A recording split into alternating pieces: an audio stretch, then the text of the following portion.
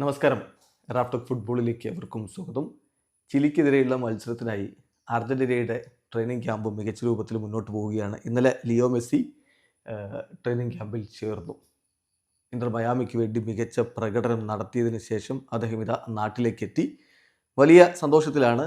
ടാപ്പിയ അദ്ദേഹത്തെ ഗ്രീറ്റ് ചെയ്തുകൊണ്ട് പറഞ്ഞു, ഹലോ ലിയോ, മൈ ഹാർട്ട്, ഈ ദിവസം നിനക്ക് നല്ല രൂപത്തിൽ സ്റ്റാർട്ട് ചെയ്യാൻ പറ്റും, ഗോ ബാക്ക് ടു വർക്ക്.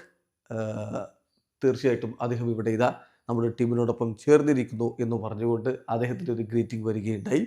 മെസ്സിയും വളരെ ഹാപ്പിയിലാണ്, തിരിച്ചെത്തി, വീട്ടിലെത്തി എന്നൊക്കെ അദ്ദേഹവും പ്രതികരിച്ചു. ഇന്നലെ ടീമിനോടൊപ്പം അദ്ദേഹം ട്രെയിനിങ് നടത്തിയിട്ടുണ്ടായിരുന്നു. തീർച്ചയായിട്ടും ഇത് രണ്ടാമത്തെ ട്രെയിനിങ് സെഷനാണ്. ലയണൽ സ്കലോനി ഈ ഒരു മത്സരത്തിനായിട്ട് ഇപ്പോൾ നടന്ന രണ്ടാമത്തെ ട്രെയിനിങ് സെഷനാണ്. അതിൽ ആദ്യ ട്രെയിനിങ് സെഷനിൽ മെസ്സി ഉണ്ടായിരുന്നില്ല. രണ്ടാമത്തേതിൽ അദ്ദേഹം പങ്കെടുക്കുകയും ചെയ്തു. ഏതാണ്ട് എല്ലാ താരങ്ങളും അർജന്റീൻ ക്യാമ്പിൽ എത്തിയിട്ടുണ്ട്. കാര്യങ്ങൾ മികച്ച രൂപത്തിൽ പുരോഗമിക്കുകയാണ് എന്ന് TYC സ്പോർട്സ് റിപ്പോർട്ട് ചെയ്യുന്നു. ഇനിയിപ്പം ഇന്നത്തെ ദിവസം ട്രെയിനിങ് ഉണ്ട്. വൈകിട്ട് 5 മണിക്കാണ് ഇന്ന് ട്രെയിനിങ്, അതായത് അർജന്റീൻ സമയം വൈകിട്ട് 5 മണിക്കാണ് ഷെഡ്യൂൾ ചെയ്തിരിക്കുന്നത്. നാളെ ലയണൽ മെസ്സിയുടെ പ്രസ് കോൺഫറൻസ് ഉണ്ട്. അത് കഴിഞ്ഞിട്ട് ഈവനിങ് ട്രെയിനിങ്ങും കഴിഞ്ഞ് അവർ നേരെ ചിലിയിലേക്ക് പറക്കും. ചിലിക്കെതിരെ ആദ്യ മത്സരം നടക്കുന്നു.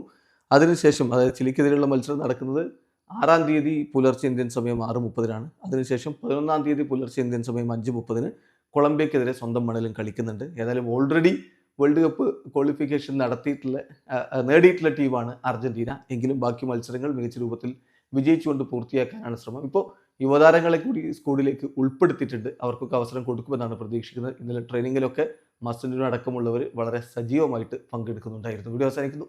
ഫുട്ബോൾ ലോകത്തെ കൂടുതൽ വിശേഷങ്ങളുമായി റാഫ്റ്റോക്സ് കൊണ്ടുവരാം.